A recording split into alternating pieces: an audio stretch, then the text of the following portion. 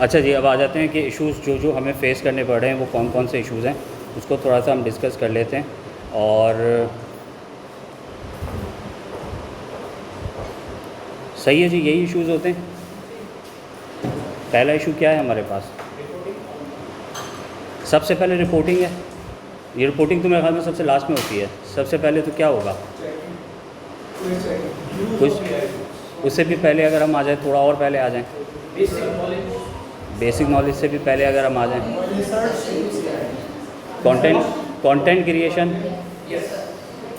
Content creation आती है, lesson planning आती है कि आप क्या पढ़ाएंगे, ठीक है, उसमें आप पूरे सेशन में क्या क्या चीज़ें डिवाइड करेंगे, ठीक है।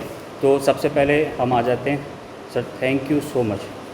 अच्छा, उसमें सबसे पहले आ जाता है लेसन प्लानिंग। इस पर अपना थोड़ी सी राइटिंग अवॉइड कीजिएगा, यहाँ पे ज़रा स्लिप होता है टाइम, ठीक है जी। सबसे पहले आता है लेसन प्लानिंग। लेसन प्लानिंग करनी कैसे और उसके कौन कौन से टूल्स हैं। जब हम क्लास के अंदर आते हैं और लेक्चर डिलीवर करते हैं तो हमें बहुत सारा अलग अलग तरह का कंटेंट जो है वो डिलीवर करना पड़ता है। तो लेसन प्लानिंग के टूल्स डिफरेंट हैं, ठीक है। जब लेसन प्लान हो जाता है तो फिर हम कुछ एक्सरसाइजेस वगैरह प्लान करते हैं, कुछ क्विजेस प्लान करते हैं, उसके टूल्स हमारे पास अलग हैं। जब बच्चे उस प्रैक्टिस को कर लेते हैं और एक्टिविटी कंप्लीट हो जाती है तो फिर उनकी मार्किंग है, रिपोर्टिंग है, उसके हमारे पास टूल्स जो हैं कुछ अलग हैं। और उसके बाद जो मैनेजेरियल वर्क है कि आप अपने ऑफिस के लिए फिर जो उन तमाम चीज़ों को मैनेज करते हैं वो एक अलग सेट है। तो हमारे पास 4 तरह के टूल्स होंगे, AI टूल्स होंगे जिनको हमने यूज़ करना है, ठीक है। आवाज़ आ रही है पीछे तक आपको? अच्छा, पहला जो हमारे पास था वो क्या था? Lesson planning. सेकेंड नंबर पे क्या है हमारे पास? क्विज़ेज़ हैं, सही है जी। अच्छा, और हमारे पास क्या आता है? अभी तो इतनी लंबी बात की थी हमने।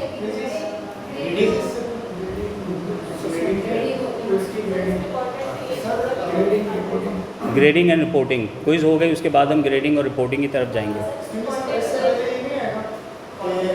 से पहले हम स्टूडेंट को एक प्लेटफॉर्म पे लेकर आए कि हम किस प्लेटफॉर्म पे ले रहे हैं। मीन्स के जैसे अगर हम गूगल क्लासरूम के ऊपर ले रहे हैं या कोई और एक्सटर्नल गेम हम वो कर रहे हैं तो उसमें हम स्टूडेंट किस तरह लेके आ रहे हैं, वो नहीं है ऐसे तरीके से।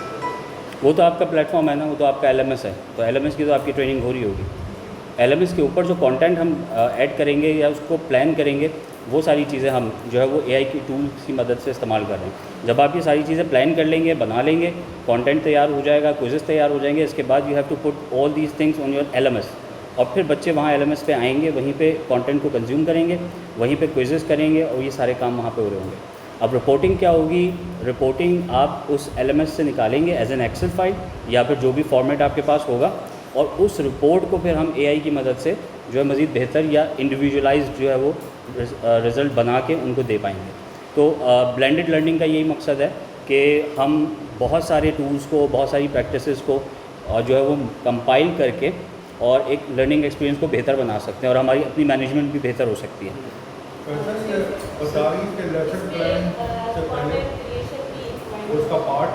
वो लेसन प्लानिंग के अंदर ही आप उसको मर्ज कर सकते हैं। हाँ, ये इसका बेसिकली पार्ट है। मैं आपको यहाँ पे, ठीक है जी।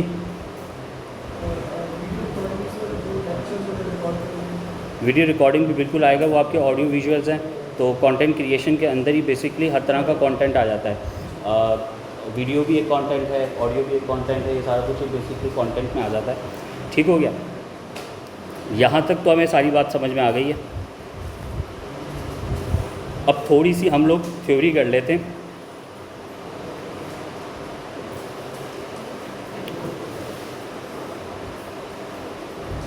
AI की बेसिक इन्फॉर्मेशन मैं आप लोगों को दे देता हूँ। बेसिकली AI क्या है, हमने अपने सारे प्रॉब्लम्स डिस्कस कर लिए, इंट्रोडक्शन हो गए, हमारे सारे प्रॉब्लम्स हमारे सामने आ गए हैं, उनको हमने जॉट डाउन कर लिया है, ठीक है। अब AI टूल्स पे जाने से पहले हम AI की कुछ बेसिक्स समझ लेते हैं कि बेसिकली AI है क्या चीज़, इसके पीछे क्या कॉन्सेप्ट है और ये बेसिकली वर्क कैसे करता है। आपको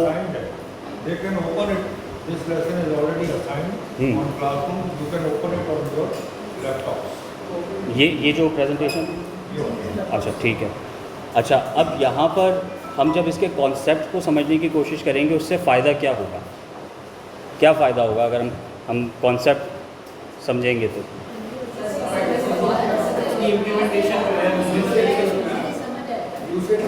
यूसेज समझ में आएगा, हमें उसकी मैक्सिमम कैपेसिटी पता चल जाएगी। हम अगर फॉर एग्जांपल किसी गाड़ी में बैठे हुए हैं, एक नॉर्मल गाड़ी में, उसकी टॉप स्पीड जो है वो 180 है, और एक गाड़ी है हमें पता है कि इसकी टॉप स्पीड जो है वो 240 है, तो हमें उसकी मैक्सिमम कैपेसिटी पता चल जाएगी कि ये कहाँ तक जा सकती है। ठीक है जी। इसी तरह किसी भी स्टूडेंट की आप कैपेसिटी चेक करते होंगे, कैसे? टेस्ट से। तो हम थोड़ा सा इसका इंट्रोडक्शन ले लेते हैं कि बेसिकली AI जो है वो क्या है। तो पहला जो टॉपिक हमारा वो है understanding the mechanism and impact of AI। अच्छा देखिए, AI जो है ना, it's like a digital clerk. Clerk कौन होता है, या आपका असिस्टेंट कौन होता है जो आपके लिए बेसिकली काम करता है? तो AI will work like that. ठीक है। अच्छा, AI में पहले आपने एक वर्ड, आपने सिर्फ AI सुना है या आपने सुना है एजेंटिक AI, जनरेटिव AI? सुना हुआ है। इसमें से कोई डिफरेंस पता है आप लोगों को कि एजेंटिक AI और जनरेटिव AI में क्या डिफरेंस है बेसिकली?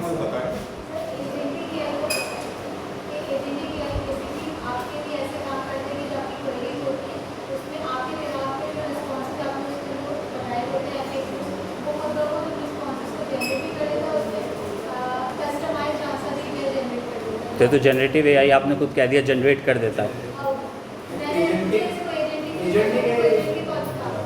जी। एजेंटिक AI बेसिकली आप उसे कोई टास्क असाइन कर रहे होते हैं कि आपने ये टास्क आपने वो करना है, तो एज एन एजेंट वो काम कर रहा होता है इन योर एम्प्लॉय। जनरेटिव में you have to give a prompt कि आप ये चीजें करनी है, तो प्रॉम्प्ट जीपीटी जो जनरेशन प्रॉम्प्ट बेस पे होती है। Excellent excellent. आजकल जो आया है उनका काम भी ये है कि वो ऑटोमेटिकली खुद ही समझेगा टास्क को समझेगा, और वो टास्क किस एरिया में जाता है, सपोज क्विज़ेस में, असाइनमेंट में, स्टूडेंट का क्वेश्चन समझेगा, अंडरस्टैंड करके और ऑटोमेटिकली अपने उससे आंसर देगा। एग्जैक्टली। अच्छा देखिए, यहाँ पे अब आपको थोड़ा सा बता देते हैं। जनरेटिव AI में आप चीज़ों को जनरेट करवाते हैं, आप कमांड देते हैं, उस कमांड को AI के अंदर प्रॉम्प्ट कहते हैं।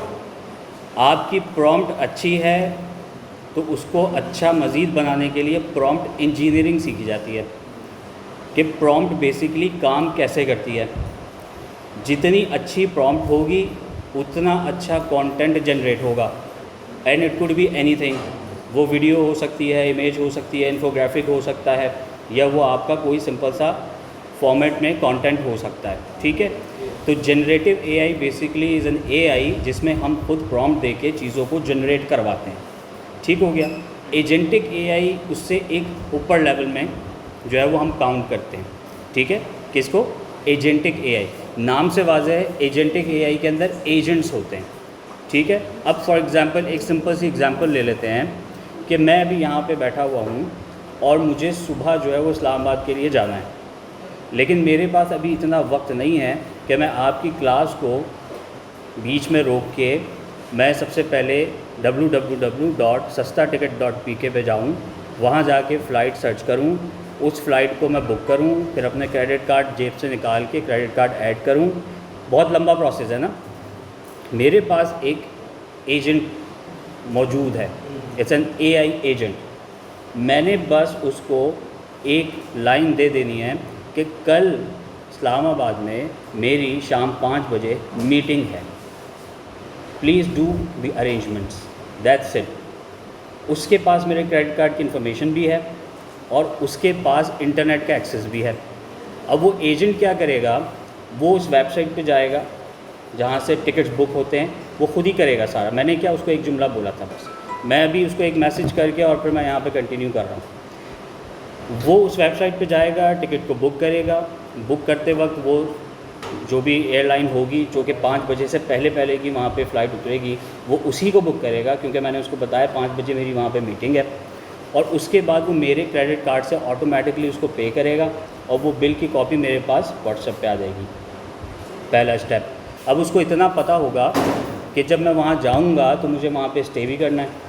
वो ऑटोमेटिकली उसी एक स्टेटमेंट को सामने रखते हुए वो कोई अच्छा सा होटल भी बुक करेगा, उसकी भी पेमेंट करेगा, उसका भी शेड्यूल बनाएगा, वो भी मुझे शेयर कर देगा।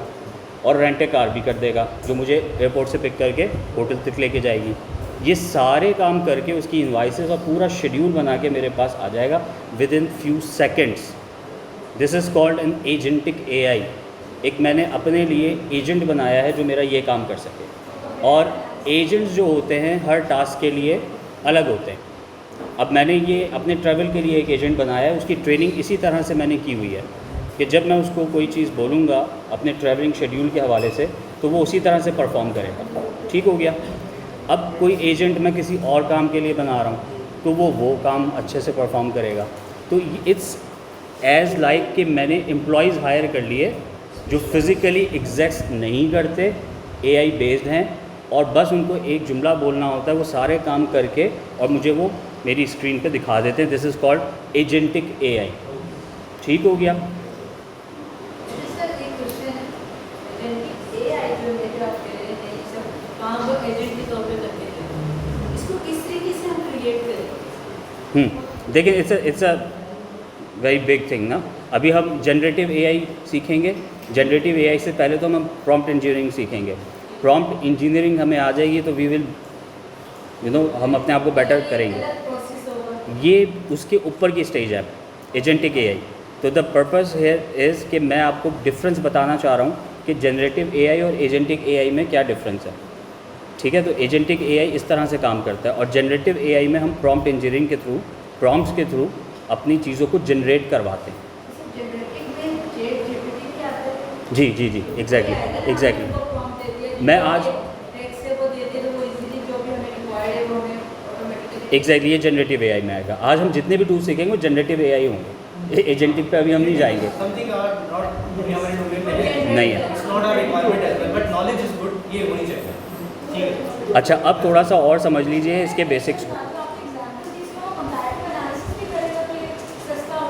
एग्जैक्टली करेगा और वो ये भी चेक करेगा कि मेरी मीटिंग कहाँ है और मेरा एयरपोर्ट कहाँ है, तो उसके बीच में ही कहीं वहाँ पे वो जो है मेरे लिए स्पेस बुक करेगा।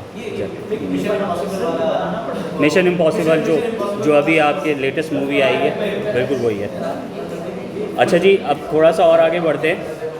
एक्सक्यूज़ मी जी। सर जो टोनी स्टार्क आयरन मैन का AI है, इसको भी हम AI एजेंट कहेंगे। आयरन मैन की बात कर रहे हैं? जी बिल्कुल ऐसे ही है, बिल्कुल ऐसे ही। हम लोग तो अभी काफ़ी पीछे ही सारी चीज़ें 50-60 साल पहले आ चुकी थी। मैं आपको बताऊं AI अभी आप सुन रहे हैं 1-2 साल पहले, ठीक है। आर्टिफिशियल इंटेलिजेंस पे मैं काम कर रहा हूँ तकरीबन 12-13 साल से, because we have been working online. तो जब हमने फ्रीलांसिंग स्टार्ट की थी उस वक्त पाकिस्तान में लैपटॉप्स शादो नादिर हुआ करते थे। जो बहुत बड़े इंडस्ट्रियलिस्ट होते थे ना, सिर्फ उनके पास लैपटॉप्स होते थे।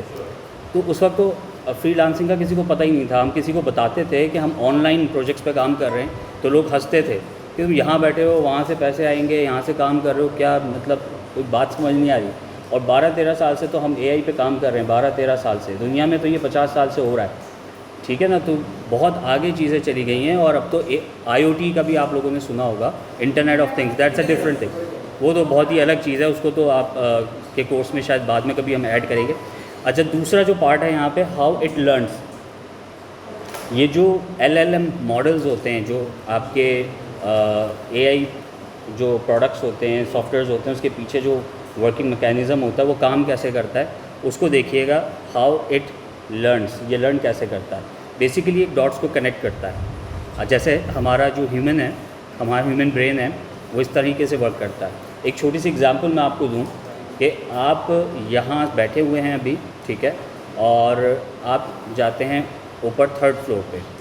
जब आप ऊपर पहुँचेंगे तो आपको याद आएगा कि आपकी गाड़ी की कीज़ जो हैं वो आपके पॉकेट में नहीं है। आपने देखा तो मेरे पॉकेट में नहीं है। अब आप उस वक्त क्या सोचेंगे? आप सोचेंगे हो सकता है रास्ते में गिर गई हो, कुड बी पॉसिबल। आप सोचेंगे मेरी दूसरी पॉकेट में होगी, आप एज्यूम करेंगे। आप सोचेंगे मेरे बैग में होगी। आप ये भी सोचेंगे जब वहाँ नहीं मिलेगा तो फिर आप सोचेंगे कि जहाँ मैं बैठा हुआ था शायद वहीं पे मैं भूल गया हूँ। तो आप क्या करेंगे? डॉट्स को कनेक्ट करेंगे, ये हो सकता है, ये हो सकता है, ये हो सकता है। तो AI बेसिकली यही काम करता है। इससे पहले सॉफ्टवेयर्स हुआ करते थे AI से पहले, उनको सिर्फ कमांड दी जाती थी। क्या होता था कि अगर हम अपने ब्रेन को सॉफ्टवेयर की तरह सोचें तो हमारे दिमाग में सिर्फ दो चीज़ें फीड कर दी, या तो पॉकेट में होगी या बैग में होगी। हम ये सोचेंगे ही नहीं कि नीचे रूम में भी मैं भूल सकता हूँ। तो इससे पहले जो सॉफ्टवेयर्स हुआ करते थे वो ऐसे ही होते थे कि आपने उनको 2-3 कमांड्स दे दी हैं, अब वो जो करेंगे बस वही 2-3 चीज़ें करते रहेंगे, दैट्स इट। उसके बाद वो थर्ड पॉइंट पे जाएंगे नहीं, वो सोचेंगे नहीं। लेकिन बेसिकली एआई जो होता है it's like a human brain, और वो उन तमाम चीज़ों को सोचता है और उसी तरीके से सोचता है जिस तरह इंसान का ब्रेन सोचता है। So this is how it works. तो सबसे पहले आपको मैंने बता दिया कि एआई, एजेंटिक एआई और जनरेटिव एआई में फ़र्क क्या है। उसके बाद आपको बता दिया कि ये बेसिकली काम कैसे करता है, ठीक है। अब हम थोड़ा सा और आगे जाते हैं। ये एक छोटी सी रिसर्च हुई थी बाहर और उसमें बताया गया था कि एआई की मदद से, उसकी रिसर्च की मदद से जो बच्चे हैं वो बहुत अच्छा जो है वो परफॉर्म करते हैं, और जो उनके टेस्ट स्कोर्स आए हैं एआई को यूज़ करते हैं वो 54% हायर आए हैं, ठीक है जी। यानी उसका जो कंटेंट था या वो सारी चीज़ें यूज़ करते थे। फिर हम आ जाते हैं एम्पावरिंग द एजुकेटर। अब इसके अंदर सबसे पहली बात जो हमने डिस्कस की थी वो थी लेसन प्लानिंग की, ठीक है। अब जनरेट कॉम्प्रिहेंसिव करिकुलम जो हमने पहले बात की थी, उसके बाद हम आ जाते हैं कुछ ऐसी एक्टिविटीज़ हम उसी कंटेंट से निकाल सकते हैं कि हम क्या एक्टिविटीज़ करवाएं। अच्छा, एक बहुत बड़ा चैलेंज जो आता है वो ये आता है, आप XYZ एक्सरसाइज जो है वो बना रहे हैं और आपने उसका कंटेंट भी तैयार कर लिया। द प्रॉब्लम इज़ दैट कि आपको कोई ऐसी एक्टिविटी प्लान करनी है जो आपको अपने क्लास में परफॉर्म करनी है ताकि बच्चों को समझ में आए। तो वो एक्टिविटीज़ भी आप इससे जो है वो प्लान करवा सकते हैं विद क्विज़ेज़ एज वेल। उसके बाद स्मार्ट ग्रेडिंग जो हमने डिस्कस किया था कि हम स्मार्ट ग्रेडिंग भी इसमें सीखेंगे, और उसके बाद एडमिन का जो काम है उसको कैसे हम रिड्यूस करेंगे। इसमें 30% लिखा हुआ है for being on the safe side, लेकिन मैं ये कहता हूँ कि अगर आपकी प्रॉम्प्ट इंजीनियरिंग बहुत अच्छी है, आपका टूल्स का सिलेक्शन क्राइटेरिया अच्छा है, आप अच्छे टूल्स ढूंढ सकते हैं और उसके ऊपर काम कर सकते हैं और उसके ऊपर उसको अडॉप्ट कर सकते हैं अच्छे तरीके से, तो मेरा मानना, बल्कि मेरा मानना नहीं है, मेरा अपना एक्सपीरियंस है कि ये 90% तक रिड्यूस हो जाता है। 90% तक हम इसको भी करके देखते हैं। अच्छा, उसके बाद आते हैं ट्रांसफॉर्मिंग क्लासरूम्स, ठीक है जी। मैं बहुत ज़्यादा इतने थ्योरी में नहीं जा रहा, आप लोग माशाल्लाह ऑलरेडी टीचर्स हैं तो इसको मैं बहुत ज़्यादा डिटेल में नहीं पढ़ूंगा। आप यहाँ पे खुद ही देख सकते हैं कि क्लासरूम्स को किस तरह से ट्रांसफॉर्म किया जा सकता है, ऑल दैट। अगर आप इनिशियली अगर देखा जाए आपको 25 स्टूडेंट्स का बैच दे दिया गया तो आप उसको कैसे मैनेज करेंगे। अगर आपके पास AI टूल्स हैं, आपके पास बेसिक मतलब उनको लैपटॉप दे दिया, आपने उनको एक्सरसाइजेज दे दी, तो 25 का 2500 का भी एक हॉल होगा तो आप उनको प्रॉपर तरीके से मैनेज कर पाएंगे, आप उनकी रिपोर्टिंग सही से कर पाएंगे, ठीक है। तो बहुत सारी चीज़ें होती हैं। पर्सनलाइज इंसाइट्स होती हैं जो हमने अभी डिस्कस किया था इनिशियली कि पर्सनलाइज इंसाइट्स जो है वो हम स्टूडेंट्स को दे पाएंगे, और उसके अलावा 24/7 होम ट्यूटरिंग जो है वो हम उनको दे सकते हैं। तो ये इम्प्लीमेंटेशन जो होती है आपके स्कूल, कॉलेज, यूनिवर्सिटी, इनफैक्ट आपके कॉर्पोरेट लेवल पे भी हो जाती है, ठीक है जी। तो हम इसको जो है वो कॉर्पोरेट में भी बहुत जगहों पे इंटीग्रेट कर चुके हैं। कोई बड़ी कंपनीज़ हैं जैसे गुल अहमद हो गया, एंग्रो हो गया, दराज हो गया, हमने वहाँ जाके भी इन तमाम चीज़ों को जो है वो इंटीग्रेट किया है। एग्जाम्पल के तौर पे आपको बता रहा हूँ, मतलब बहुत सारी बड़ी कंपनीज़ हैं तो वहाँ पे जो एम्प्लॉयज़ होती हैं उनकी ट्रेनिंग होती है मुख्तलिफ़ टॉपिक्स पे, सॉफ्ट स्किल्स पे एंड ऑल दैट, तो वहाँ पे भी उनकी रिपोर्टिंग और किस तरह से वो काम करते हैं, ये सारी चीज़ें। इसके जो कुछ बेनिफिट्स हैं वो बहुत ख़ास हैं। सबसे पहले जो इंडिविजुअल पेस, कि आपका जो स्टूडेंट है वो अपने वक्त के मुताबिक जो है वो चीज़ों को कर पाता है। फॉर एग्ज़ाम्पल, जब आपने अपने स्टूडेंट को कोई होमवर्क दिया है तो आपने उनको एक LMS दे दिया, रिकॉर्डिंग दे दी, कंटेंट दे दिया। अब वो अगर शाम में जॉब करते हैं, सुबह आपके पास पढ़ते हैं, आपने उनको असाइनमेंट्स वगैरह, ये वीडियोस, ये लेक्चर्स एक्स्ट्रा दे दिए, तो वो रात में किसी भी टाइम पर अपनी कन्वीनियंस के मुताबिक उसको कंज्यूम कर सकते हैं, उनको प्रैक्टिस कर सकते हैं। और रिसर्च एड के लिए बहुत अच्छा है और स्किल को मास्टर करने के लिए ये बहुत अच्छा जो है वो टूल है। अच्छा, इसमें अगर हम इसकी कुछ रियलिटीज़ के ऊपर बात करें तो यहाँ पे बेसिकली 4 की एस्पेक्ट्स हैं। सबसे पहला आ जाता है स्केलेबिलिटी। आप इंस्टेंटली स्केलिंग जो है वो बढ़ा सकते हैं। अगर आप 100 बच्चों को पढ़ा रहे हैं तो आप क्या कर सकते हैं, 500 बच्चों तक पहुंच सकते हैं उसी टाइम पे और उन्हीं रिसोर्सेज को इस्तेमाल करते हैं, ठीक है जी। बस इसमें एक प्रॉब्लम पहले था, रिस्क ऑफ डिजिटल डिवाइड, ठीक है, इंटरनेट का इशू है, लैपटॉप का इशू है, लेकिन काफ़ी हद तक वो रिज़ॉल्व हो गया है क्योंकि हर किसी के पास मोबाइल भी है, इंटरनेट भी मौजूद है एंड ऑल दैट। सब टिकटॉकर हैं, सो एग्जैक्टली। और 90% अगर हम देखें तो टिकटॉकर उन जगहों से होते हैं जहाँ हमें लगता है शायद यहाँ पे पानी भी नहीं होगा, तो अगर हम वो बात करें तो फिर शहर में तो फिर पॉसिबिलिटी है ही है। आप यूट्यूब खोल के देखें, टिकटॉक खोल के देखें, आपको ज़्यादातर लोग जो हैं वो उन जगहों से मिलेंगे जहाँ पे वैसे ही जो प्रॉब्लम हमें लगती है लेकिन है नहीं। अच्छा, उसके बाद एक्यूरेसी पे आते हैं, तो ये एक चीज़ है जिसको आपको समझने की ज़रूरत है। हम जब AI टूल्स को इस्तेमाल करते हैं तो हम प्रॉम्प्ट देते हैं, जो हमारे पास पहली स्क्रीन पे डेटा आ जाता है हम उसको एज इट इज़ कॉपी कर लेते हैं या उसी को सच मान के और उसी को आगे ले जाते हैं। यहाँ पे एक प्रॉब्लम आती है, वो आती है फेक इन्फॉर्मेशन। अब इसकी वजह क्या है वो थोड़ा सा मैं आपको समझा देता हूँ। बहुत सारी वेबसाइट्स हैं जहाँ पे फेक इन्फॉर्मेशन है, ठीक है। बहुत सारी वेबसाइट्स हैं जहाँ पे गलत इन्फॉर्मेशन जानबूझ के भी ऐड की जाती है, गलती से भी की जाती है। यानी जिसने कोई आर्टिकल लिख दिया, अपलोड कर दिया, तो अकाउंटेबिलिटी तो ऑनलाइन कोई होती नहीं है। अब जब AI उस टॉपिक को प्रोसेस करेगा तो वो उस वेबसाइट को भी प्रोसेस करेगा। तो इट कुड बी पॉसिबल कि वो जो इनसाइट्स आपको दे रहा है वो उन दोनों को मैच करके दे रहा है। तो यहाँ पर हमें इस चीज़ का बहुत ज़्यादा ख्याल रखना है, and this is the one of the most important thing जब हम AI टूल्स को इस्तेमाल करते हैं। तो जब भी कंटेंट आप बनाएं, आप उसको रीचेक करें, आप उसको बैठ के जो है वो एनालाइज़ करें, और उसके बाद अगर आपको उसमें कोई प्रॉब्लम लगे तो आप दोबारा उसको प्रॉम्प्ट दे के उसको ठीक करवाएं, ठीक है जी।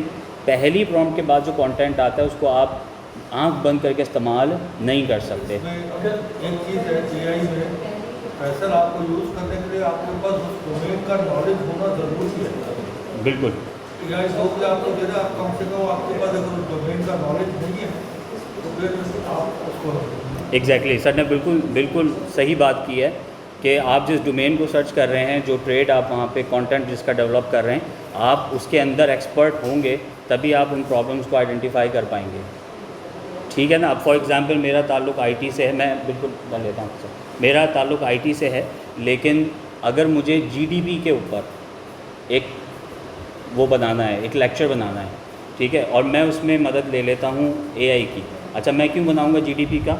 क्योंकि मैं ये समझना चाह रहा हूँ कि GDP क्या होती है, और मैं अपने IT के एक सॉफ्टवेयर के अंदर उसका एक एलिमेंट ऐड करना चाह रहा हूँ।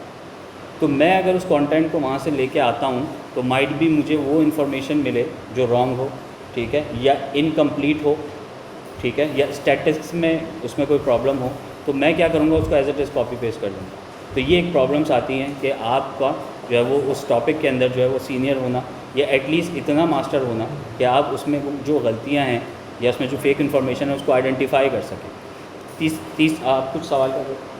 ये कह रहे थे कि प्रॉम्प्ट में फर्स्ट अटैम्प्ट में भी हम उसको ये प्रॉम्प्ट दे सकते हैं कि ऑथराइज्ड डेटा जो भी है वो आप निकाल के हमें इन्फॉर्मेशन बिल्कुल दे सकते हैं, बिल्कुल दे सकते हैं आप। वो मैंने आपको बताया प्रॉम्प्ट आपकी जितनी अच्छी होगी, प्रॉम्प्ट आपकी जितनी अच्छी होगी। उसके बाद आते हैं क्रिएटिविटी पे। क्रिएटिविटी पे अगर हम बात करते हैं ना, तो इसका स्कोप तो बहुत बड़ा है।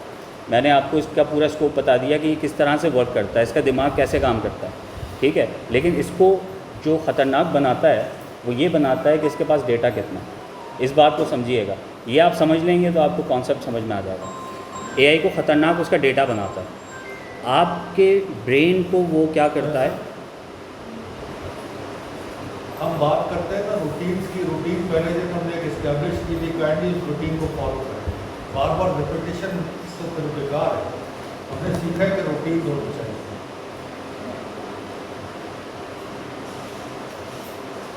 सर करें कंटिन्यू? अच्छा, हम कह रहे थे क्रिएटिविटी की बात कर रहे थे, तो मैं आपको ये कह रहा था कि AI जब ख़तरनाक हो जाता है जब डेटा पे बात आ जाती है। वर्किंग प्रोसेस ह्यूमन ब्रेन की तरह है। हम अगर कुछ सोचेंगे तो हम उतना ही सोच पाएंगे जितनी इन्फॉर्मेशन हमारे ब्रेन में है। AI उतना सोचेगा जितनी इन्फॉर्मेशन पूरी दुनिया में है। तो दैट्स द पार्ट जो कि समझने की ज़रूरत है, and that's the power of AI। और यहीं पे जो है इसको हम ख़तरनाक हद तक देख रहे होते हैं कि ये क्या कुछ कर सकता है, या क्या कुछ बना सकता है, क्या कुछ हमें ला के दे सकता है। तो इसमें ये चीज़ आती है। दूसरी चीज़, ये आइडिया और ये सारी चीज़ें तो यहाँ पे अनलिमिटेड हैं, बहुत सारी हैं। जब वहाँ पे अगर प्रॉब्लम आती है वो आ जाती है प्लेजरिज्म की। अब प्लेजरिज्म क्या होता है? एग्जैक्टली जी।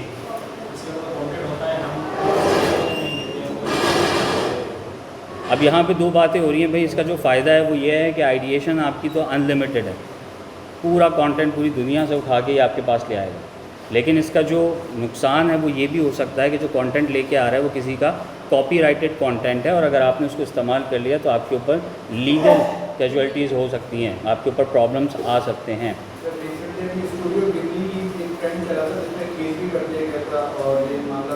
एग्जैक्टली तो वो AI कंटेंट बाज़ का जब प्लेजरिज्म आपको देता है, कंटेंट देता है और आप उसको यूज़ कर लेते हैं तो आपको प्रॉब्लम आती है। इसमें एक और तरीका है, जब प्रॉम्प्ट इंजीनियरिंग हम कर रहे होते हैं तो प्रॉम्प्ट देते वक्त आखिर में सबसे नीचे एक नोट दे दिया करें प्रॉम्प्ट के अंदर कि जहाँ जहाँ से इन्फॉर्मेशन कलेक्ट करो उसके लिंक्स मुझे दे देना।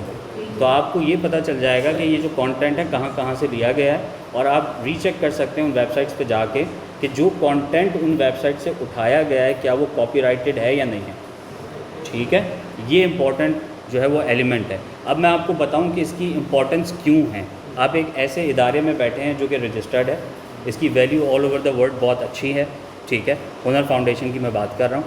अब आपने कंटेंट बना लिया, उसकी रिकॉर्डिंग कर ली और they are shifting to the LMS के ऊपर पूरी दुनिया से बच्चे आ रहे हैं, और वहाँ पे अगर कॉपीराइटेड कंटेंट मिल गया किसी को और वो ट्रेस हो गया तो प्रॉब्लम कहाँ आएगी, आपकी ऑर्गेनाइजेशन के ऊपर आएगी। तो ये आपकी एक सोल रिस्पॉन्सिबिलिटी रहेगी हमेशा, आप जिस भी इदारे के साथ काम कर रहे हो तो प्लेजरिज्म आपके कंटेंट में नहीं होना चाहिए। उसके बाद एफर्ट्स में आते हैं तो it's a fast execution of task, definitely ये तो बेसिक सी चीज़ें, और जो उसका प्रॉब्लम है वो लेज़ीनेस है। लेकिन लेज़ीनेस को हम ख़त्म कैसे कर सकते हैं कि अक्सर लोग कहते हैं कि भाई 6 घंटे का काम था 1 घंटा हो गया है, अब हम आराम करते हैं। तो पॉइंट है इस कि वहाँ पे फिर एक लेज़ीनेस आती है जिसकी वजह से आप क्या होते हो, health issues and all that. तो बेटर इज़ दैट कि आप कोई और एक्टिविटी ढूंढें और उसमें आप इंगेज हों, या अपने काम में जो है वो और बेटरमेंट लाने की कोशिश करें, लर्निंग प्रोसेस अच्छा करें। ये 2 बेसिक चीज़ें हैं, इसको भी थोड़ा सा समझ लीजिएगा, क्योंकि जब भी हम किसी चीज़ को इस्तेमाल करते हैं कि उसके एथिक्स और ये चीज़ें समझना बहुत इंपॉर्टेंट होता है। सबसे पहले तो ट्रांसपेरेंसी, आप कोई प्रोजेक्ट बनाएं, रिपोर्ट बनाएं, कोई भी चीज़ बनाएं, you have to clearly mention to your senior one कि हमने यहाँ पर AI का इस्तेमाल किया है। ठीक है, अक्सर लोग बनाते हैं, प्रपोजल्स बनाते हैं, चीज़ें बनाते हैं और कहते हैं नहीं जी ये तो हमने खुद बनाया है। द पॉइंट हेयर इज़ कि अगर कोई शख्स ऑलरेडी ChatGPT बहुत अरसे से इस्तेमाल कर रहा है तो उसको समझ में आ जाएगा कि ये खुद बनाया है, क्योंकि ChatGPT का एक पैटर्न है, DeepSeek का एक पैटर्न है, कुछ वर्ड्स वो बहुत ज़्यादा इस्तेमाल करता है और उसके लाइन और फॉर्मेट्स जो हैं वो बहुत ज़्यादा सेम रहते हैं। अब उसका क्या हल होगा, उसका हल ये होगा अगेन आपकी प्रॉम्प्ट अच्छी है, कोई आइडेंटिफाई नहीं कर पाएगा। ठीक हो गया। उसके बाद आ जाते हैं डेटा प्राइवेसी, ये बहुत इंपॉर्टेंट है। अक्सर अब फॉर एग्ज़ाम्पल आपने एक रिपोर्ट बनानी है स्टूडेंट्स के लिए और आपने सारा डेटा अपलोड कर दिया, अली हैं, बिलाल हैं, सुमैया हैं, सत्तार है, खान साहब हैं, शेख साहब हैं, बहुत सारे लोग हैं, आपने उनका रिपोर्ट जो है वो शेयर किया, इतने मार्क्स इसमें, इतने मार्क्स इसमें, और उस रिपोर्ट के साथ उनकी पर्सनल इन्फॉर्मेशन भी चली गई, उनका नंबर चला गया, उनकी वल्दियत भी चली गई, उनकी ईमेल, उनका एड्रेस चला गया। तो इस बात को याद रखिएगा कि कभी भी आप कोई रिपोर्ट बनाएं, ठीक है, अमूमन ये हुआ है, हमने खुद देखा है, स्कूल्स में भी ये बात हुई है, पेरेंट्स के नंबर, पेरेंट्स के नाम, फादर का नाम, एड्रेस, हर चीज़, उनकी एज, सब कुछ चला गया उनका, और वहाँ पे फिर प्रॉब्लम्स क्रिएट होती हैं, क्योंकि जितनी भी ऐप्स हैं थर्ड पार्टी हैं, ये कहाँ पे हैं, कौन इसको डेवलप कर रहा है, हमें कुछ नहीं पता। एंड अगेन अगर ये ट्रस्टेड भी हैं तो एथिकल हैकिंग के थ्रू वहाँ से डेटा को जो है वो रीच किया जा सकता है। तो जब भी आप कोई डेटा अपलोड करें तो कोशिश करें कोई ऐसी इन्फॉर्मेशन उसमें ना हो जिससे आपको या आप जिसका इन्फॉर्मेशन वहाँ पे दे रहे हैं उसको कोई नुकसान हो। ठीक है, तो ये 2 चीज़ें हैं, ये आप लोगों की रिस्पॉन्सिबिलिटी रहेगी। और लास्ट में एक और चीज़ थी, वो क्या थी,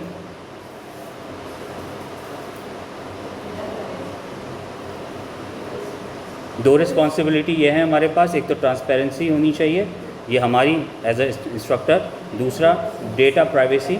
इससे पहले वाली स्लाइड में एक और रिस्पॉन्सिबिलिटी थी आपकी, मैं जानना चाह रहा हूँ कितने प्रेजेंट हैं। अभी थोड़ी देर पहले ही तो हमारी बात हुई थी, क्या था वो, ये तो ये रहा,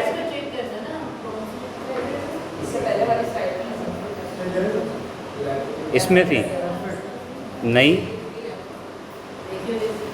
आपकी ऑर्गेनाइजेशन की क्रेडिबिलिटी, प्लेजरिज्म, एग्जैक्टली। आप लोग नोट भी करें ना इसको, वीडियो तो आपको मिल जाएगी, आप इसको नोट भी करें, आप नोट्स बनाएंगे, आप लिखेंगे, हम तो खुद बच्चों को कह रहे होते हैं कि आप नोट बना रहे होंगे तो फिर आपको याद भी रहेगा।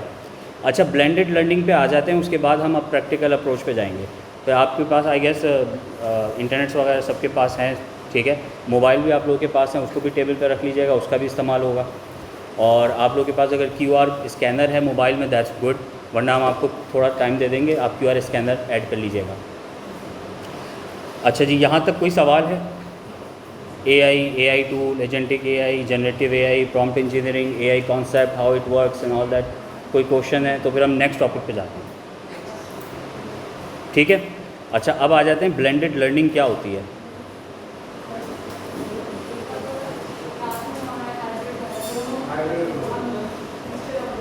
सिंपल सी बात है कि आप जो फिज़िकल एक्टिविटीज़ आपकी क्लासरूम में हो रही हैं और आपकी जो ऑनलाइन एक्टिविटीज़ हो रही है, उन दोनों चीज़ों को आप मर्ज कर दें, वो ब्लेंडेड लर्निंग होती है। और यहाँ पे सबसे पहले आपका 1-to-1 फीडबैक होता है, और डायरेक्ट क्लासेस होती है, प्रोग्रेस ट्रैकिंग होती है, गाइडेंस होती है, असेसमेंट होती है। और ऑनलाइन में अब चले जाते हैं तो सेल्फ स्टडी यानी रिकॉर्डेड लेक्चर्स, वीडियोज़ होते हैं, मोबिलिटी होती है, सेल्फ डायरेक्शन होती है। सेल्फ डायरेक्शन क्या होती है? तो वो हम ही गाइड करेंगे उनको कि कैसे होगा। सेल्फ ट्रैकिंग एंड कंट्रोल है, जो बच्चे सीरियस होंगे वो खुद ही सेल्फ ट्रैकिंग भी कर रहे होंगे, अपने आप को कंट्रोल भी कर रहे होंगे। आपने उनको एक क्विज़ दे दिया, अब वो उसको इसको 2-3 दफ़ा 4 दफ़ा बार बार खुद कर पाएंगे अपने घर से। अच्छा, ऑनलाइन असेसमेंट्स उनकी खुद ही हो रही होगी, वो खुद ही टेस्ट देंगे, उसी वक्त रिज़ल्ट सामने आ जाएगा। उनको लगेगा कि भाई 80% आना चाहिए था, 50 आ रहा है, उसको वो दोबारा से करेंगे जब तक 80 नहीं आएगा। तो ये चीज़ क्लास में पॉसिबल नहीं होती। उसकी 2 वजूहात हैं, एक तो वो इक्विपमेंट इतने सारे अरेंज करना सारे बच्चों के लिए, दूसरा प्रॉब्लम ये कि इतना टाइम क्लास में नहीं होता। अब स्टूडेंट जो है रात को 12 बजे बैठते हैं, उनके पास 3 बजे तक जाग रहे हैं, और इधर उन्होंने क्या कहते हैं कोल्ड ड्रिंक रखी हुई है, इधर उन्होंने कुछ पॉपकॉर्न रखे हुए हैं, और वो टेस्ट दिए जा रहे हैं और अपने आप को बेहतर बनाए जा रहे हैं, ठीक है, क्विज़ेस के थ्रू बना रहे हैं। अब उनको बार बार उस क्विज़ में वो 50% ही आए जा रहे हैं। फिर वो क्या करेंगे, वापस पीछे जाएंगे, जो आपका रिकॉर्डेड लेक्चर है वो LMS पे दोबारा देखेंगे, आइडेंटिफाई करेंगे वेयर आई एम रॉन्ग, वापस आएंगे और फिर क्विज़ पे वो चले जाएंगे। तो देखें, बात ये है कि टीचर की रिस्पॉन्सिबिलिटी सिर्फ कंटेंट देना नहीं है, टीचर की रिस्पॉन्सिबिलिटी उस बच्चे को इस काबिल बनाना है कि वो जब यहाँ से पढ़ के निकले तो वो बोले कि मैं इस काबिल हूँ और मुझे जॉब मिल गई, ठीक है। अब उसके लिए जितनी भी एफ़र्ट्स होंगी वो हमें ही प्लान करनी होगी, हमें ही डेवलप करनी होगी। अब चाहे हम उसको क्लासरूम के लिए करें, चाहे हम उसको LMS के कंटेंट के लिए करें। उसके बाद आ जाते हैं ब्लेंडेड लर्निंग के कुछ मॉड्यूल्स होते हैं, मॉडल्स कह लें, कि किन चीज़ों के ऊपर ब्लेंडेड लर्निंग बेस करता है, ठीक है। इसको आप नोट कर लीजिएगा, वैसे तो आपको मिल जाएगी। एक होती है रोटेशन मॉड, मैं सारी नहीं बताऊंगा आपको, ठीक है, मैं आपको एक आध बता देता हूँ जो सबसे बेस्ट होगी। अच्छा, हैं सबके पास हैं, दैट्स ग्रेट। तो ये आपको मैं एक आध कोई समझा दूंगा जो बेस्ट है, बाकी ये सारी चीज़ें जो है वो आप सर्च कर लीजिएगा, गूगल पे कर लीजिए, ChatGPT से पूछ लीजिएगा, तो आपकी नॉलेज में इजाफा हो जाएगा। एक तो फेस टू फेस ड्राइवर है, ये तो नाम से पता चल रहा है क्या है। उसके बाद आता है ऑनलाइन ड्राइवर, ये सारा ऑनलाइन आ जाता है। अच्छा, उसके बाद सबसे बेहतरीन जो है ना वो हमारा आता है flipped classroom model. Flipped classroom model, this is one of the best model जो कि आप इस्तेमाल कर सकते हैं, और जिसके ऊपर हम बहुत देर से बात कर रहे हैं, और थोड़ी देर पहले भी हमने अभी यही बात की थी कि रात में popcorn, cold drink and all that, ठीक है। तो फ्लिप मॉडल कोई एक सेंटेंस में मुझे बता सकेगा कि what is the flipped model?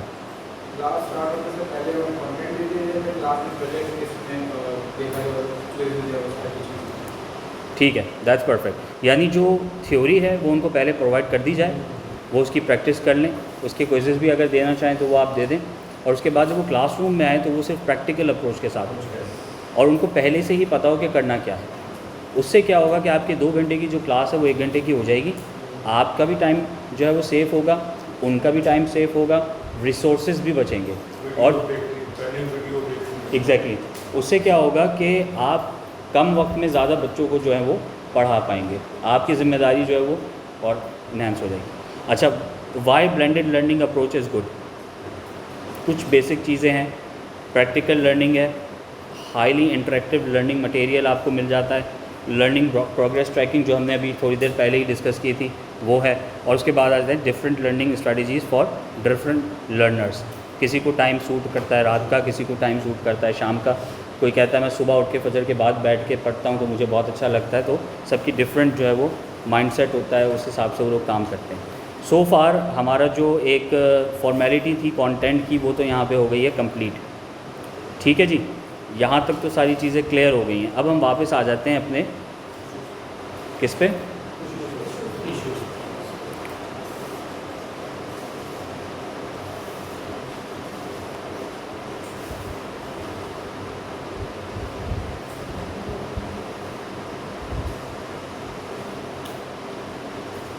अच्छा, अब यहाँ पर हम थोड़ा सा ये सर्च कर लेते हैं कि हमारे पास इस वक्त कंटेंट क्रिएशन के कौन कौन से टूल्स मौजूद हैं।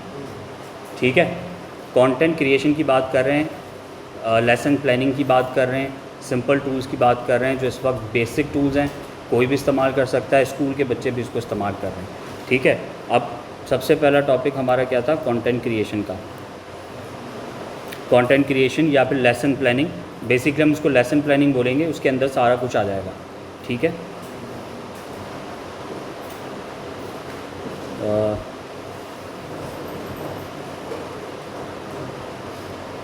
ठीक हो गया, लेसन प्लानिंग हो गई। अब इसके अंदर क्या क्या चीज़ें आएंगी लेसन प्लानिंग के लिए। अब ये हम बना रहे हैं एक चेकलिस्ट।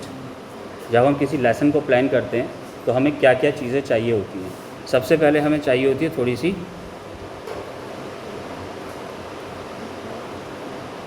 ठीक है, सही है, और क्या चाहिए हमें बताते जाइए। Very good. दूसरे नंबर पे हमें चाहिए होती है एक्टिविटीज़। तीसरे नंबर पे हमें क्या चाहिए, एग्जाम्पल्स और एक्सरसाइजेस। थ्योरी, डेमोंस्ट्रेशन और आंसर नोट। इस तरह करके हम इसको लेके विजुअल कंटेंट। हम क्विज़ेस पे तो आ जाएं पहले, हम अभी फ़िलहाल कंटेंट की बात कर रहे हैं। ऑडियो विजुअल पे हम आएंगे अभी। ऑडियो विजुअल की अलग लिस्ट बनेगी, क्योंकि जब ऑडियो विजुअल पे आएंगे तो हमारे पास बहुत सारी चीज़ें आती हैं। हमारे पास इमेजेस आएंगी, फिर हमारे पास ऑडियोज़ आएंगी, ऑडियो क्लिप्स, फिर हमारे पास वीडियोज़ आएंगी, वीडियो क्लिप्स आएंगी। उसके बाद इन्फोग्राफिक, आपको पता है इन्फोग्राफिक्स क्या होते हैं? इट कुड बी स्टैट्स और इन्फॉर्मेशन को जब हम मिलाते हैं तो इन्फोग्राफिक्स, ग्राफिक्स का मतलब ग्राफिक्स होता है, और तो ग्राफिकली किसी चीज़ को ग्राफिकली समझाना स्टेप बाय स्टेप, उसको इन्फोग्राफिक्स कहते हैं।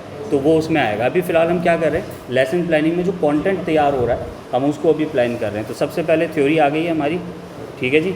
सबसे पहले हमारे पास तो ये थ्योरी आ गई है, और उसके बाद हमारी डेमोंस्ट्रेशन आएगा थर्ड पे प्रैक्टिकल क्लासरूम के बाद। What do you mean by demonstration? Sir जो भी हम एक्ट करेंगे पहले हम स्टूडेंट्स को बताएंगे ना किस तरीके से उसका डेमो लेंगे, फिर उसके बाद फिर हम एक्ट पर आएंगे या तो वो थ्योरी नहीं कहलाएगी। सर हम ब्यूटी की बात कर रहे हैं, ब्यूटी की बात कर रहे हैं। यहाँ डिफरेंट गॉट इट। एक्टिविटी में कवर, एक्टिविटी में कवर हो जाएगा। वो activity that is the skill को आप जो शो करते हैं, how to do that one skill. तो वो एक्टिविटी आप जो दे रहे हैं उससे पहले आप उस एक्टिविटी का एक सैंपल उसको प्रोवाइड करें। राइट। अच्छा देखिए, यहाँ पे सर चूँकि सब डिफरेंट डोमेन के हैं, तो जो आप कह रही हैं वो दूसरे उसमें फिट हो जाता है। अगर हम थ्योरी की बात कर रहे हैं तो आपके लिए वो थ्योरी होगी, ठीक है अगर मैं अपना टॉपिक ज़्यादा समझ आ जी। आप डेफिनेटली, असल में देखें जब प्रॉब्लम सॉल्व करने बैठते हैं ना तो अपना ही प्रॉब्लम सॉल्व करने बैठते हैं, तो वो सारी चीज़ें हमारे पास होती हैं। Standardise exactly. ऑब्जेक्टिव ऑब्जेक्टिव में क्या देंगे आप? किस चीज़ के ऊपर थ्योरी है, किस टॉपिक के ऊपर theory is all about theory. मैंने अभी इससे पहले आपको जो एआई समझा रहा था दैट वाज थ्योरी। इसको इस तरह से लेके चले, तो मैं जो आपको अभी प्रेजेंटेशन दे रहा था दैट वाज थ्योरी। कॉन्सेप्ट भी क्लियर हो रहे हैं, बता भी रहा हूँ, एग्जांपल्स भी दे रहा हूँ, केस स्टडीज़ भी दे रहा हूँ, सारी चीज़ें मैंने आपको दे दी, ठीक है। अब हम थ्योरी जो है यहाँ पे कर चुके, अब हम एक्टिविटी पे जाएंगे और एक्सरसाइज पे जाएंगे। जब मैं आप लोगों को एक्टिविटी और एक्सरसाइजेस करवा लूँगा तो फिर हम यहाँ पे क्विज़ेस पे जाएंगे। अच्छा, तो मुझे कंफ्यूजन यहाँ पे हो रही है, अगर गलत होगा आपको ठीक रहेगा। Our lesson planning includes objective also, time distribution of time as well. तो वो थोड़ा सा वहाँ हो जाता है, but I जो understand. जो मैंने आपका ये जैसे एक हाँ। फैक्टर हमने रखा है इसके टॉपिक्स के दौरान। मतलब एग्जैक्टली आपके पास एक प्रॉपर फॉर्मेट है, Yes. वो 1 पेजर है जिसको आपको फिल करना होता है, as isn't it? But how to do तो ये मेथड है, ये मेथड है, Okay. एग्जैक्टली। अच्छा, मैं लास्ट टाइम भी आया था तो यही हुआ था कि आप लोगों के पास जो पैटर्न वो मैंने देखा हुआ है, वो एक 1 पेजर है, उसके अंदर सारी चीज़ें वो आपको प्लान करनी होती है। आप क्या कहते हैं उस शीट को? लेसन प्लान कहते हैं आप उसको। आपने हर टॉपिक का लेसन प्लान उसकी शीट के मुताबिक ही प्लान करना होता है, वो आपका एक स्टैंडर्ड बना हुआ है, ठीक है। तो बहरहाल हम इसको एक जनरलाइज लेके चल रहे हैं कि पहले हम थ्योरी बनाते हैं, फिर हम एक्टिविटीज़ डिज़ाइन करते हैं, उन एक्टिविटीज़ की बेस पे हम लोग एक्सरसाइजेस करते हैं, ठीक है। और उसके बाद फिर एक्सरसाइज करने के बाद यानी प्रैक्टिकल होने के बाद फिर हम टेस्ट यानी क्विज़ जो है वो स्टूडेंट्स को देते हैं बना के, ठीक हो गया। और यहाँ पे उसके बाद हम आ जाते हैं, उसके बाद क्या होता है, हम रिपोर्टिंग करते हैं। क्या करते हैं हम लोग, जो कि बहुत इम्पॉर्टेंट और सबका सबसे ज़्यादा जो प्रॉब्लम था वो यहीं पे आ रहा था, उसके बाद हम करते हैं reporting. Feedback, reporting, all that. Exactly ठीक हो गया, यहाँ तक तो आप लोगों को समझ में आ गया, ठीक है। अच्छा, अब हम कोई एक्टिविटी ऐसी करेंगे जिसमें हमें ग्रुपिंग करनी होगी। ग्रुपिंग हम कैसे करेंगे कि आपको थोड़ा सा टाइम मिलेगा और उस टाइम पे आपके 2 या 4 लोग आप अपने मेंबर्स बनाएंगे, ग्रुप बनाएंगे। आप में से एक थ्योरी पे काम करेंगे, एक जो है वो एक्टिविटीज़ प्लान करेंगे, एक क्विज़ेस प्लान करेंगे। ये सारी चीज़ें आप लोगों ने प्लान करनी है। अब मुझे ये बताइएगा सिंपली, बिल्कुल सिंपल, अब ये तो हमने ये लेसन प्लानिंग डिस्कस कर ली है ना, अब हम यहाँ पे एक चीज़ और डिस्कस कर लेते हैं कि कौन कौन से टूल्स हैं जिनको यूज़ करते हुए ये सारी चीज़ें हम लोग जनरेट कर सकते हैं। सबसे पहला टूल क्या है जो आप बहुत ज़्यादा इस्तेमाल करते हैं?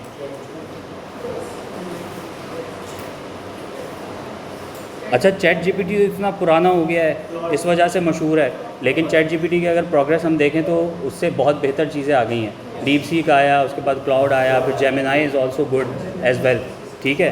तो दूसरे नंबर पे हम आ जाते हैं डीप सीक पे।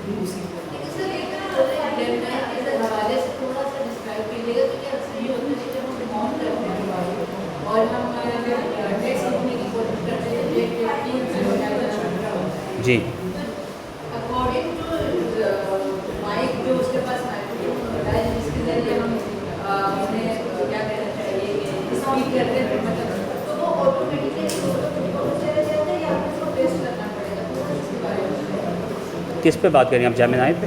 जेमिनाई की बात तो आपने यूज़ नहीं किया अभी तक? नहीं, मैंने यूज़ नहीं किया। देखें, सबके अलग अलग होते हैं। कुछ जो होता है आप जैसे ही उसको ओके करते हैं वो फ़ौरन चला जाता है, बाज़ औक़ात वो आपका टेक्स्ट सिर्फ दिखा देता है, अगर आपको उसमें चेंज करना है तो आप चेंज करके फिर भेज सकते हैं, ठीक है। मैं आई हाईली रिकमेंड कि आप कोई ऐसा टूल अपने पास रखें जिसमें आप सिर्फ टेक्स्ट टू स्पीच इस्तेमाल करें। डायरेक्ट किसी भी मॉडल को आप अपनी वॉइस ना भेजें, दैट्स बेटर, ठीक है। हम लोग क्या करते हैं, हर मोबाइल में नोट एप्लीकेशन होती है। आप लोग सुनिएगा, आप ये बहुत काम की चीज़ है। हर मोबाइल के अंदर एक नोट एप्लीकेशन होती है, उस नोट एप्लीकेशन को खोल के आप अपना प्रॉम्प्ट वहाँ पर सेव करें। वहाँ पर आप जब उसको जो है वो रिकॉर्ड कर देंगे, वो आपका टाइप हो जाएगा, फिर उसमें आपने कोई चेंजेस करनी है तो चेंजेस कर लें, चेंजेस करके कॉपी करके आप उसको पेस्ट कर दें। एफ़र्ट्स थोड़ी सी ज़्यादा है, लेकिन इससे 2 फ़ायदे होंगे। एक तो आपका एक रिकॉर्ड मेंटेन हो रहा होगा कि आपने प्रॉम्प्ट क्या दी, ठीक है जी। उसके अलावा अगर आपने उसको कहीं शेयर करना है तो वो एक अलग डॉक्यूमेंट बन जाएगा, ठीक है। और तीसरा बेनिफिट ये रहेगा कि आपने कोई चीज़ उसके अंदर दोबारा चेंज करनी है, आप वहीं से उस प्रॉम्प्ट को उठाएंगे, पीछे आपको सर्च नहीं करनी पड़ेगी। दैट्स द बेस्ट पॉइंट कि आप उसी प्रॉम्प्ट को उठाएंगे, चीज़ों को आगे पीछे करके उसी प्रॉम्प्ट को पेस्ट कर देंगे, तो आपका एक प्रॉम्प्ट का डेटाबेस बनना शुरू हो जाएगा। So that's the only thing जो कि हम लोग प्रोसेस करते हैं। सर ये है कि नोट यहाँ पे हमें जानना होगा कि यहाँ पे तो कोई माइक वगैरह नहीं, स्पीक वो बेसिकली आपके इंटीग्रेट आपको सेटिंग में जाके करना होगा। जो आपका कीबोर्ड खुलता है तो उसके अंदर एक ऑप्शन आ जाता है, ठीक है। उसके ट्यूटोरियल्स आपको यूट्यूब पे मिल जाएंगे, वो आप देख लीजिएगा, नहीं तो आई ट्राई कि मैं आपको शेयर कर दूँ, बल्कि यहाँ पे माशाल्लाह चैम्पियंस बैठे हुए हैं, so they can help you as well. अच्छा जी, यहाँ तक आपको सारी चीज़ें समझ में आ गई। अब बताइएगा कि चैट जीपीटी, डीप सीक और जेमिनाई आप सब में से कितने लोगों ने यूज़ किया हुआ है? हैंड रेज करके बता दीजिए। क्लाउड भी है, ठीक है, आप लोगों ने नहीं किया हुआ है, आप लोगों ने सब नहीं किया हुआ। तो एक छोटी सी हम लोग 322 एक छोटी सी हम एक्टिविटी कर रहे हैं, ठीक है। मैं इसके ऊपर टाइम वेस्ट नहीं करूँगा क्योंकि आप लोगों को आता है। तो आप एक ग्रुप बना लें 3-4 लोगों का, ठीक है। और ये एक चीज़ है जो हमने करनी है, ये जो पूरा ऊपर लिखा हुआ है, Sir, how much time we need for this? सिर्फ 5 मिनट। इसके बाद हम टी ले सकते हैं, बिल्कुल टी ले ले सकते हैं। इट डिपेंड्स ऑन देम, अगर ये जल्दी कर लेते हैं तो ले लेंगे। चलो 10 मिनट के बाद बिल्कुल ठीक है, 10 मिनट। ठीक है जी। ग्रुप बना लीजिए, अपनी ट्रेड एक डिफ़ाइन कर लीजिए कि इस ट्रेड को हमने देखते हुए काम करना है। और आपका टाइम स्टार्ट हो गया है। प्लान बनाना है या फिर AI लेसन प्लान आपको तैयार करना है। आपने थ्योरी, एक्टिविटीज, उससे रेलेवेंट एक्सरसाइज और क्विज़ेस बनाने हैं। टॉपिक आप डिसाइड करें, ठीक है।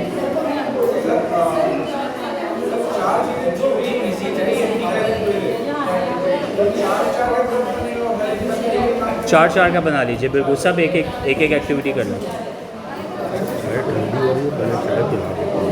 ऐसा कर लें, जब तक ये लोग खुद प्लान कर लेंगे चाय पीते पीते, ऐसा जैसा